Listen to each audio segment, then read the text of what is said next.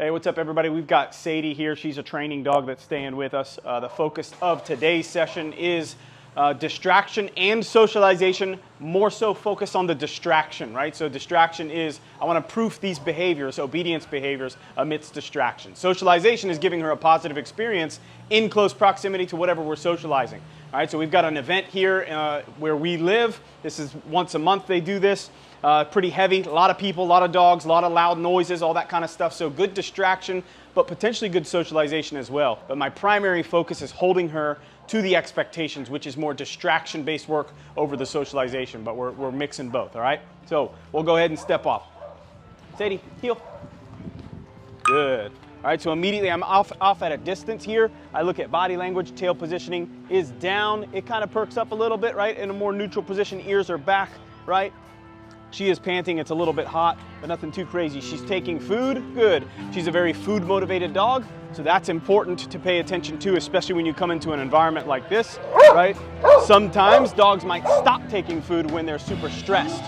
Sadie, good. So now we're in the thick of it. All of a sudden we're met with dogs that are barking. We've got dogs all over the place, people all over the place. So this could be a recipe for disaster. Nope, good, nope, good. I am correcting all deviations, right? So she went to go grab something off the ground. She might have got it, whatever it was. I'm not sure, I didn't see, but I am gonna correct that behavior. Nope, good. So that was a correction on my, I've got my remote right here on my side. So I'm just saying no, pushing and releasing the continuous button on that remote collar to give her a correction. And that's gonna be for deviations from her expectations. Which right now, I'm expecting her to be in heel position, regardless of what we walk past. Kids, dogs, people, food on the ground.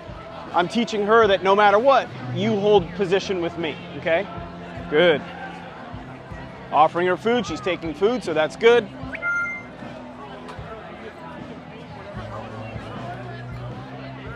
Showing interest in the dog, but she overall, she does deviate a little bit, right? Maybe not so enough that I'm gonna correct her. That was fine. She kind of checked out that dog, came right back into that heel position, so I'm good with that.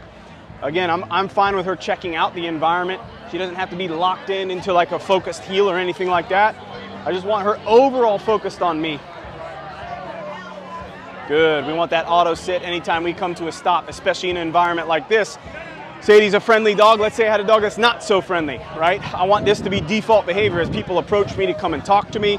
I don't want to have to worry about my dog roaming around or getting into something that they're not supposed to be getting into. So we like that automatic sit behavior. Sadie down. Good. All right, notice as I put her in the down, she immediately kicks the hips over. That's good. We want relaxation, right? So the more on her side she is, the more relaxed she is.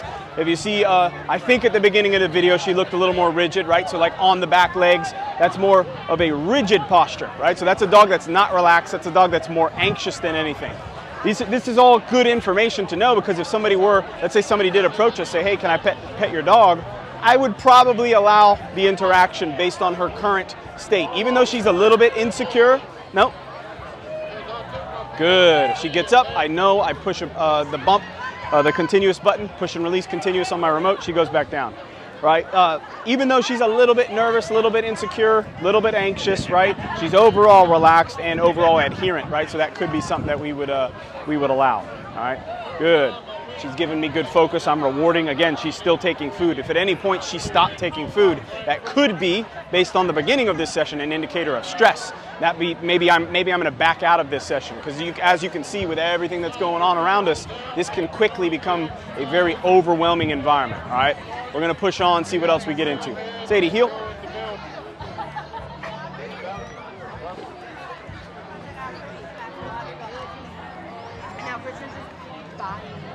Good.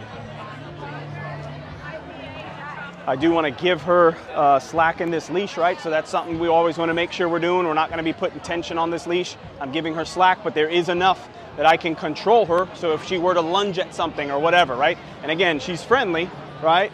But that's not really a behavior we want her practicing. Not all people are appreciative of dogs. Not all people want dogs just running up and getting it up in their grill. Some people like that, right? But I don't want that to be her default behavior. Her default behavior should be, no? Good. Should be to stay in this position here. And then I can allow an interaction if I want to. Nope. Good. So right here, she's just kind of testing a little bit, pushing ahead. So every time her shoulder blades kind of cross my knee, that's a little too far for me, so I'm going to correct that. All right, you can use whatever heel position you want. That's what I like, right? I want the dog beside me. That shoulder blade comes in front of this left leg. I'm typically going to give a correction. Got some more dog pass-bys. Always remember, you're going to be observant of the dogs as well. For the most part, this is like all the dogs here are on leash, right? So we have a leash law here. So I know at least for the most part, most people are using 6-foot leashes, right? Nope. Good.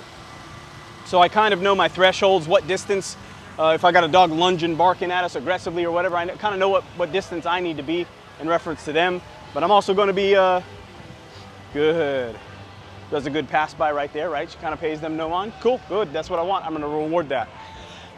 But I'm always looking at the dogs, right? So as dogs are around us, I'm looking at their temperaments. Is their tail down, tucked, straight up? Is that dog anxious? Is that dog aggressive? Is that dog confident and playful, right? These are all factors that I'm paying attention to as I'm moving around. I'm also, like as I'm moving, I'm scanning people, right? So I want to be cognizant of little kids, right? We got little kids playing out over here. If one of these kids runs through the bushes, oh, a doggy, right? And she gets super excited, knocks that kid over. But now we got a problem potentially. No? Good. So I'm always hyper vigilant, aware of my surroundings, what's going on around us. That's always a good practice to have when you're doing these distraction sessions, especially in these tight quarters here. We're gonna hop back over here. Nope. Good.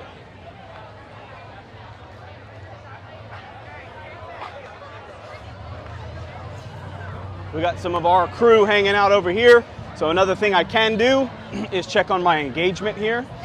Good, right? So engagement now is more about building that focus on me. Sadie, yes. Right, I might say yes, she comes and chases a piece of food. Yes, ideally, drop the piece. Yes, I want her to check back in with me, right?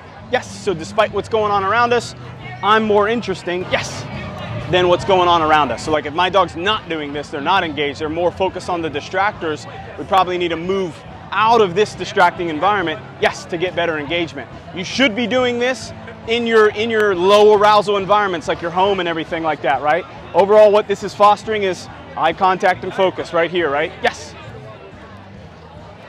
100%. Yes. But this part, right, is socialization, right? So we talked about distraction, hold her to those expectations as we move around, but the socialization part is give her a positive experience in close proximity.